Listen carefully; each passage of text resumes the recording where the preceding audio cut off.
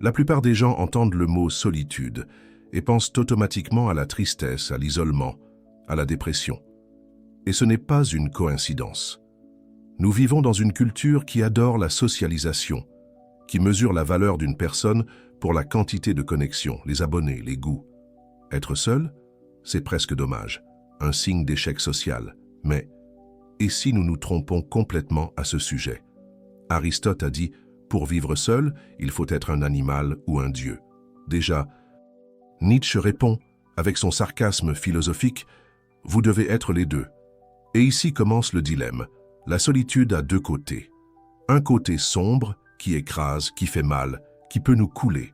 Mais il a également un bon côté, qui soulève, renforce et se transforme. Mais quelle est la différence entre les deux? Simple, comment vous vous rapportez au silence? Nietzsche, Schopenhauer, Pascal, Camus, ils ont tous passé de longues périodes seuls et ils ont extrait leurs pensées les plus profondes. La solitude pour eux n'était pas le manque de quelque chose, mais la présence de soi. C'est exactement ce qui différencie la solitude destructrice de la solitude créative. Le premier est le vide dénué de sens. Le second est la rencontre avec la vraie en vous. La question n'est donc pas « comment puis-je fuir la solitude ?» mais oui, suis-je prêt pour que puis-je trouver en moi? Arthur Schopenhauer a déclaré « Un homme ne peut être lui-même que pendant qu'il est seul. S'il n'aime pas la solitude, il n'aime pas la liberté. » Et voici un point essentiel qui ignore la plupart, vous n'êtes vraiment libre que lorsque vous êtes seul. Parce que chaque relation, même la meilleure, porte les attentes, les codes sociaux, les ajustements comportementaux. Nous vivons en filtrant ce que nous disons, mesurant les réactions, adaptant le ton de la voix. Nous interprétons constamment. Mais dans la solitude, il n'y a pas de public, il n'y a pas de jugement, il n'y a aucune exigence. Vous criez, vous chuchotez, pleurez, dansez, écrivez, brisez, construisez, comme vous le souhaitez quand vous le souhaitez.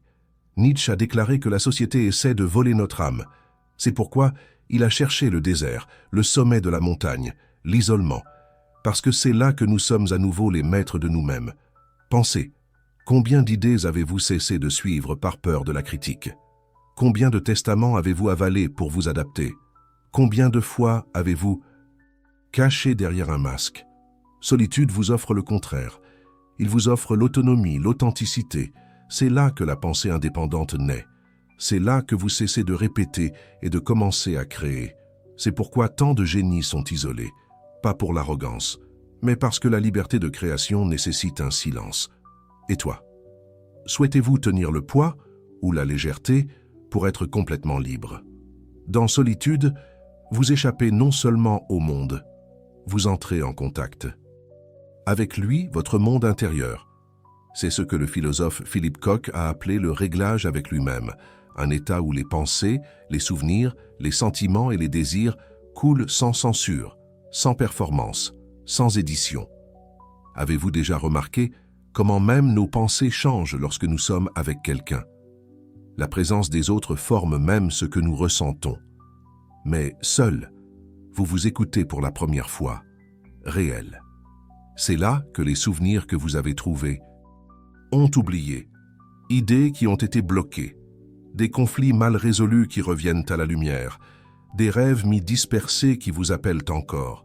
Cette plongée peut être belle, mais aussi douloureuse, parce que tout ce qui apparaît en silence n'est pas léger. Vous pouvez trouver la colère, la tristesse, les insécurités, la culpabilité, mais il trouve également des forces, des talents, des passions, une clarté enterrée. C'est comme enlever la poussière d'un miroir et voir qui vous êtes. Vraiment. Et il n'y a aucun moyen de grandir sans le traverser. La solitude est le portail d'une version plus honnête, plus entière et plus puissante de lui-même. Nietzsche le savait, Jung savait, Bouddha, Christ, les Hermons, les guerriers. Ils savaient tous. Et toi? Allez-vous continuer à avoir peur du miroir? Liberté. C'est l'un des mots de modernité les plus mal interprétés. Aujourd'hui, nous pensons à la liberté, comment faire ce que vous voulez, voyager où vous voulez, parler ce que vous voulez. Mais est-ce vrai? Arthur Schopenhauer a déclaré « Un homme ne peut être lui-même que lorsqu'il est seul.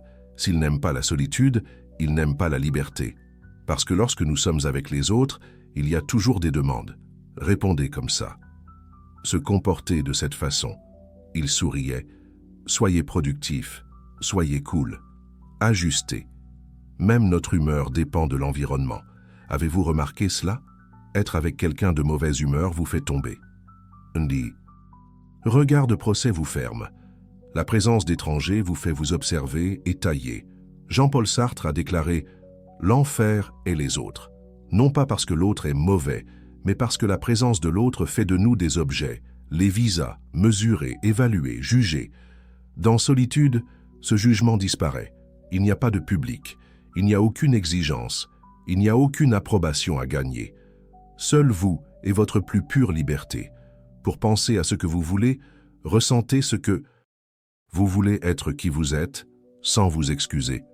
C'est pourquoi les grands philosophes, artistes et mystiques ont cherché l'isolement. Ils savaient que là-bas, et seulement là, ils étaient libres d'entendre ce que le monde essaie de faire taire. Et c'est peut-être pour cela que la solitude vous fait tellement peur. Parce que cela vous montre que la vraie liberté a toujours été entre vos mains, mais tu lui as échappé. À quand remonte la dernière fois que vous avez vraiment entendu votre propre esprit? Pas de distraction, sans musique, pas de téléphone portable, sans une autre voix qui vous influence, seulement toi, avec toi. C'est là que vit le véritable impact de la solitude. Cela vous oblige à vous connecter à votre propre conscience. Le philosophe Philippe Koch appelle ce flux d'esprit libre, un état où vos pensées, émotions, souvenirs et désirs émergent sans censure, pas de masque, sans édition, éhonté. Et que se passe-t-il lorsque ce flux s'ouvre? Les choses enterrées commencent à augmenter. Souvenirs oubliés, rêves abandonnés, traumas inutilisés, les vérités que vous avez cachées même de vous-même. Et cela peut faire mal. May Sarton, écrivain américain, a dit un jour « Je commence à sentir que je reviens à un moi profond, qui a été trop blessé pour travailler depuis longtemps. » Et ça, le réglage avec vous-même est le moment où vous prenez l'armure. Faites face à cette voix intérieure, même si elle crie. C'est la première étape pour guérir. Parce que seuls ceux qui ont le courage d'entendre leur propre chaos sont capables de trouver une réelle paix. Et cette paix ne vient pas de l'extérieur. Elle est née en silence. Elle est née de la solitude. Mais soyons sincères, tous les silences ne sont pas silencieux. Toutes les solitudes ne sont pas libératrices. Parfois, la solitude fait mal. Lorsque nous nous éloignons du bruit du monde, nous n'entendons pas notre sagesse intérieure juste. Nous entendons également ce que nous passons toutes nos vies à essayer de noyer. Vieilles peurs, honte non résolue, anxiétés étouffées, contenu la colère, trauma caché au bas de l'esprit. C'est à ce moment que la solitude devient miroir, et elle ne ment pas. Philippe Koch souligne que cette confrontation peut être brutale. L'absence de distraction fait ressortir des émotions dévastatrices que nous évitons depuis des années. C'est comme si tous les monstres de nos esprits avaient décidé de se présenter immédiatement. Mais voici le point crucial. Cette souffrance est nécessaire, parce que l'on ne peut guérir ce qui est prêt à affronter. Nietzsche a déclaré « Celui qui a un pourquoi à vivre peut endurer presque tout comme », c'est-à-dire souffrir d'un but, souffrir en silence, face à lui-même, libère. Le psychologue japonais Shoma Morita a développé une méthode thérapeutique basée à ce sujet. Laisser le patient en pleine isolation, sans distraction, de sorte qu'il a été contraint d'accepter sa douleur jusqu'à ce qu'elle se dissout d'elle-même. Cela semble-t-il cruel? Peut-être. Mais ça marche. Parce qu'en l'absence de bruit, ce qui reste, c'est la confrontation. Et dans la confrontation, il y a la possibilité de renaissance. Tout au long de l'histoire, les grandes civilisations ont toujours compris. La solitude n'est pas une punition, c'est la préparation. Dans diverses cultures, passer du temps seul était un rituel de passage. Un garçon n'est devenu un homme qu'après avoir affronté le monde, sans personne autour. Dans les tribus autochtones, par exemple, les jeunes ont été emmenés dans des zones reculées et ont été isolés des semaines, la chasse, les prédateurs face à leurs propres craintes. C'est dans cet isolement qu'ils ont appris pour dominer l'esprit, pour vraiment vous connaître, se faire confiance. Ce voyage n'était pas physique, c'était spirituel. Et seuls ceux qui ont gagné la peur même de la solitude étaient en fait un homme, parce qu'il s'était prouvé qu'il pouvait dépendre de sa force intérieure. James Hollis résume ceci. Peu importe à quel point notre vie est tribale, nous sommes tout seuls dans le voyage, et nous devons apprendre à chercher de la force en nous.